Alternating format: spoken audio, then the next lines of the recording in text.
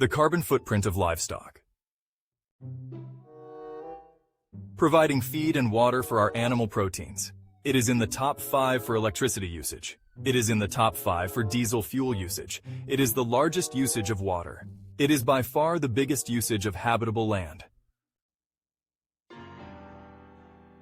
How to slash each by 90%. This video examines the environmental impact of how we feed livestock, learning from the failed attempts to reduce this impact in the past, and a feasible path forward in changing the way we feed livestock. When you hear such a bold statement, your first reaction might be to laugh it off, dismiss it, and say it can't be done. We have been raising livestock for thousands of years. It can't be done more efficiently.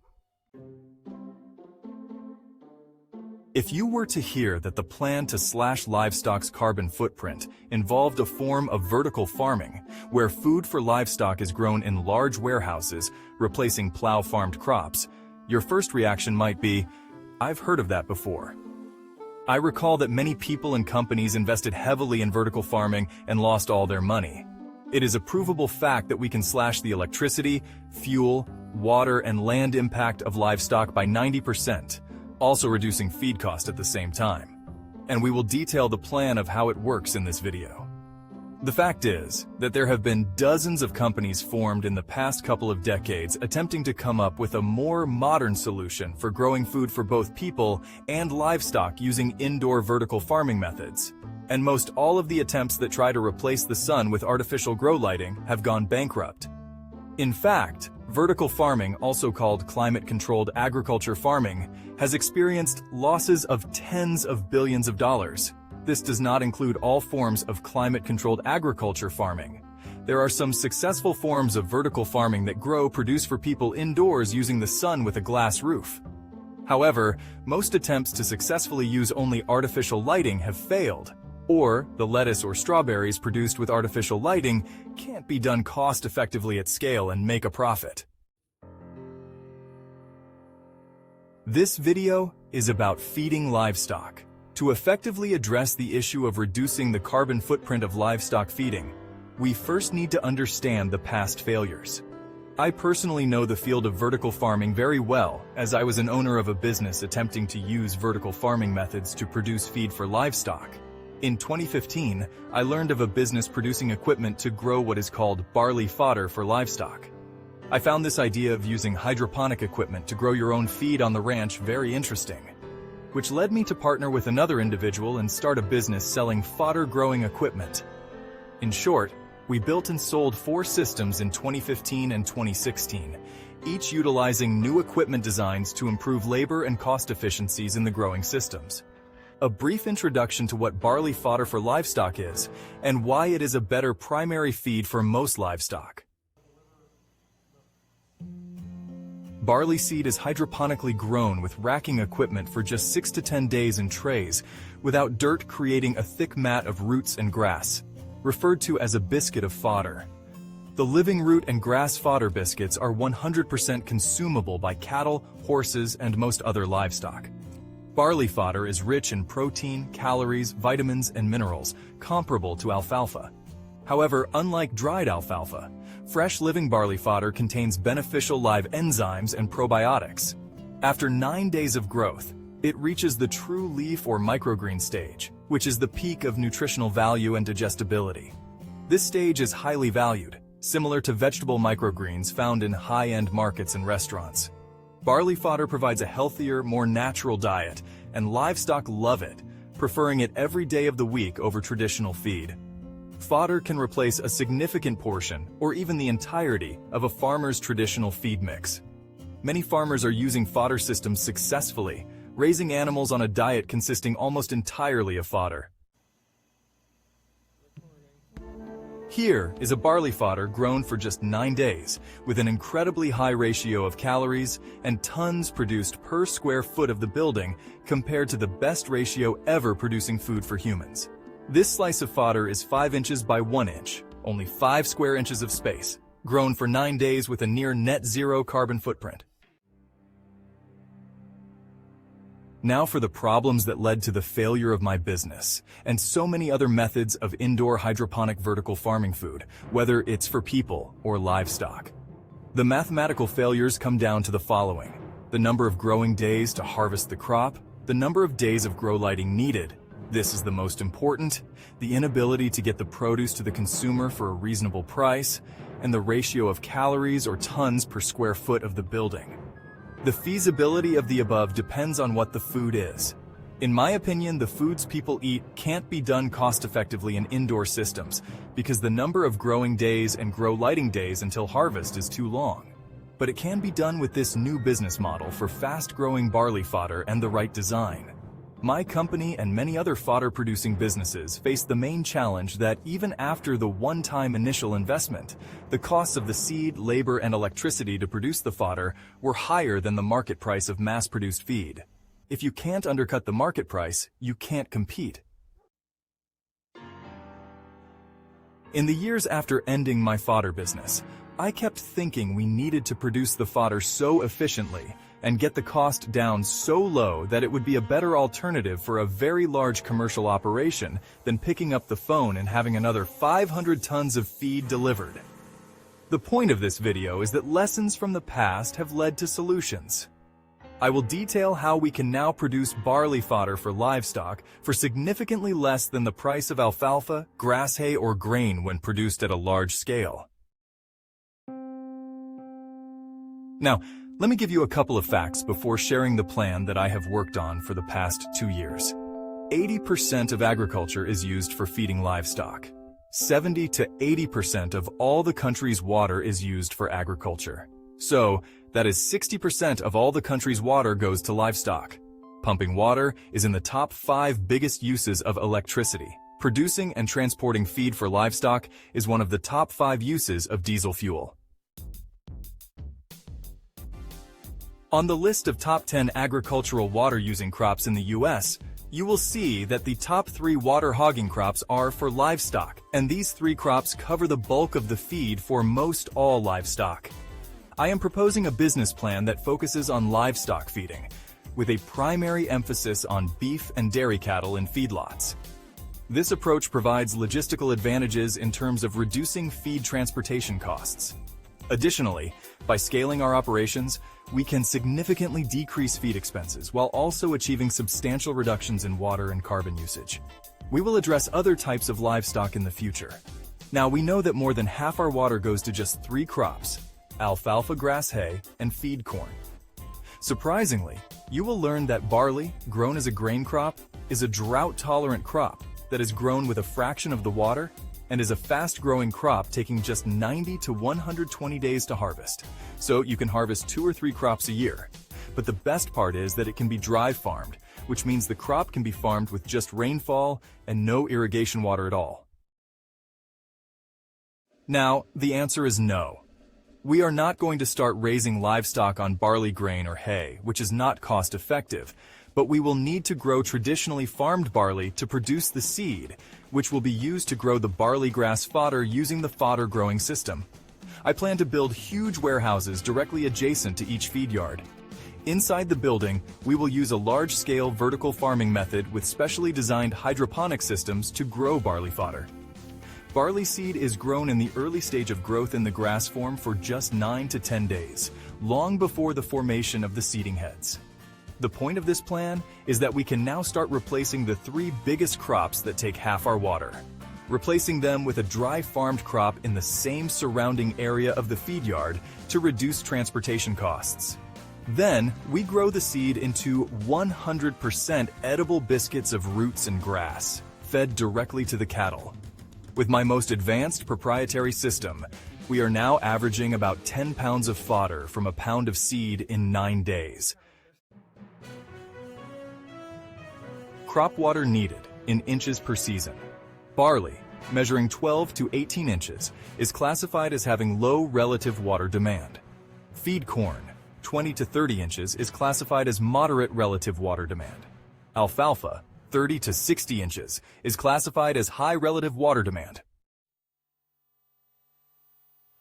Over the past 3 years, I have implemented significant improvements over my previous fodder system design and formed a new C Corp called Sprouting Gear Inc. Sprouting Gear's hydroponic system, which utilizes a fertilized water approach, has more vertical layers, and is specifically tailored for use in very large warehouses, capable of housing hundreds of systems.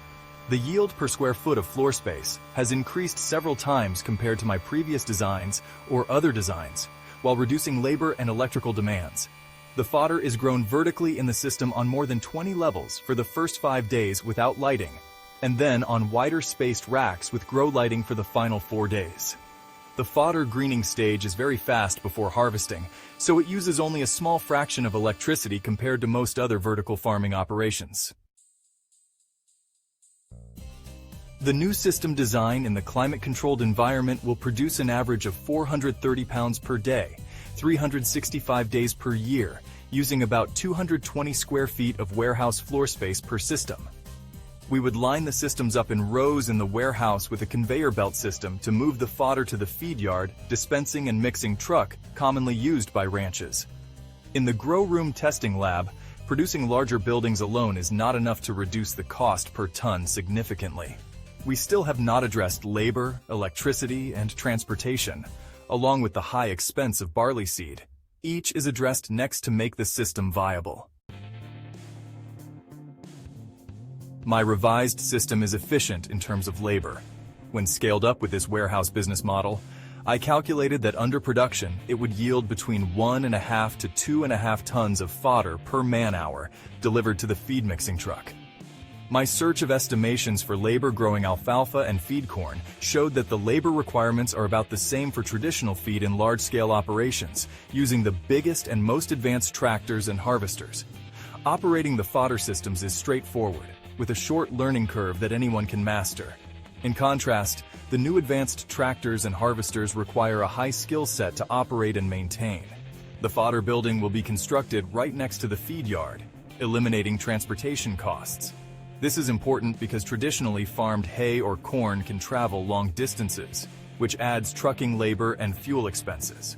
The labor for the fodder building will involve a daily 8-hour shift year-round in a comfortable, climate-controlled environment maintained at about 68 to 70 degrees.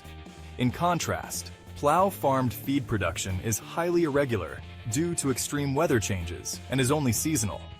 Operating the fodder systems is straightforward, with a very short learning curve that makes it accessible for anyone. This is in stark contrast to new advanced tractors and harvesters, which require a high skill set to maintain and operate. Based on my research into vertical farming, I have found that food production typically requires a significant amount of electricity for grow lighting. In contrast, the fodder system consumes only a small fraction of that energy. For the first 5 days of growth, the fodder system utilizes no lighting at all, followed by just 4 days of lighting during the greening process. The total power consumption for the LED grow lights in the greening racks is 432 watts. We can operate the lights from dawn to dusk, eliminating the need for 24-hour lighting. Calculations indicate that we can offset our grow lighting energy needs by using solar panels on 1/3 of the roof. Additionally, another third of the roof's solar capacity would cover our climate control requirements. With these measures, we expect to achieve near net zero energy consumption. The fuel needed for traditional livestock feed involves many processing steps: plowing, planting, weeding, cutting, gathering, drying, harvesting, baling, shredding, and transporting. These activities rank among the top 5 uses of diesel fuel worldwide. Now, let's discuss seed sourcing and explore how we can help farmers achieve significant savings. Despite considering all the factors mentioned, the farmer still won't be saving money. The crucial element for making barley fodder hydroponics successful, capable of producing fodder at costs of 2 to 5 times lower than traditional plow-farmed feed, relies on the price of the landed seed. Example, when I purchase a pallet or 2 of barley seed for testing in my lab, the best price I've found is 65 cents per pound, with shipping costs accounting for about half of that price. I contacted the largest international seed and grain company in the country to inquire about prices for 1 to 10 railroad carloads of barley seed, and they quoted me 20 cents per pound, excluding shipping. Since barley is a traded commodity, the global price can be found on the Federal Reserve Economic Data Report for barley. Currently, it is trading at $121.94 per metric ton. which breaks down to approximately 5.5 cents per pound, 12 times cheaper than the lowest price I've purchased. Given that large growers can offer bulk grain for less than 6 cents per pound, what does that mean for the actual growing costs? Now, how does a farmer source the seed? I have pinned hundreds of feed yards on my Google Earth map and studied how cattle ranching operations function. Most of these operations appear to be multi-generational ranches that already own hundreds to thousands of acres surrounding their feed yards. Cattle typically spend their first 12 months grazing on pasture land before being moved to feed yards to be fattened or finished prior to processing. This 2 to 4 month feeding period, which utilizes plow-farmed crops in the feed yards, is the most water and carbon intensive, as well as the most costly phase of their lives. To achieve fodder production that is 2 to 5 times lower in cost compared to traditional feed, ranchers or farmers would need to convert less than 1/10 of their crops, such as alfalfa or corn, to barley in order to grow the necessary seeds for fodder production.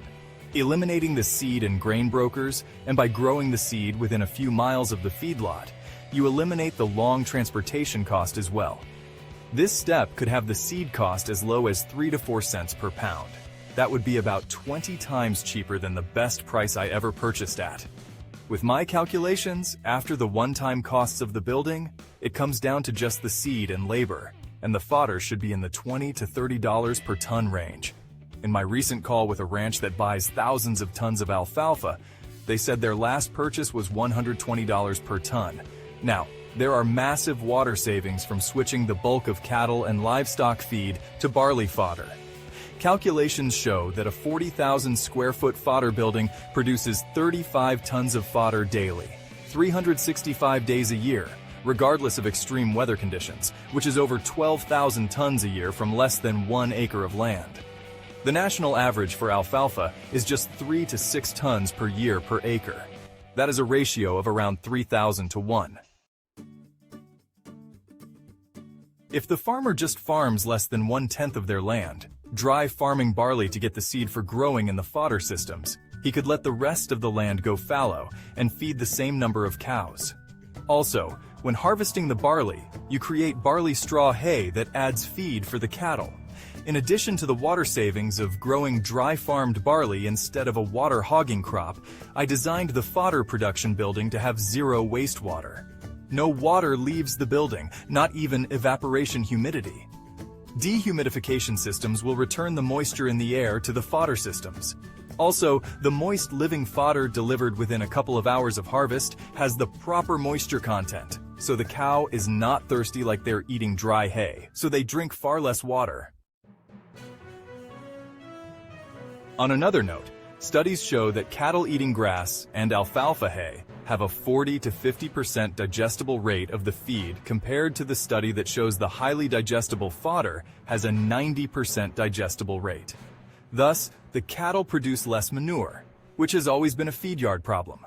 One of the fodder studies suggests that cattle on a fodder diet produce less methane due to the fast digestion rate and less manure. We also have a strategy to generate additional income for both Sprouting Gear and the farmers by securing grants, credits, and offsets from state and federal programs, as well as private companies. These incentives reward reductions in land use, water consumption, fuel usage, and methane emissions, aligning with sustainability goals. To achieve the most effective launch, SGI plans to work with cattle feed yards. The building must be located directly adjacent to the feed yard to maximize cost savings. The ranch will buy, build, and own the building and infrastructure. For a lower cost of entry, SGI will license the systems to the ranch with a license fee and a lease. The monthly lease fee covers training, ongoing education on how to increase yield rates, and provides additional research that may include utilizing CRISPR and boosted seed technology to create a hybrid seed that produced higher yield rates in 9 days. The upfront cost of building each warehouse system is in the millions of dollars, and many of the ranchers we've approached can't afford or justify this investment without first obtaining large-scale proof of concept. If you can assist with a grant, loan, sponsorship, or shared ownership of a building, please visit the Investor tab on our website and fill out the questionnaire. You can also learn more about the Sprouting Gear project by visiting our website at www.sproutinggear.com. Founder Paul Plus.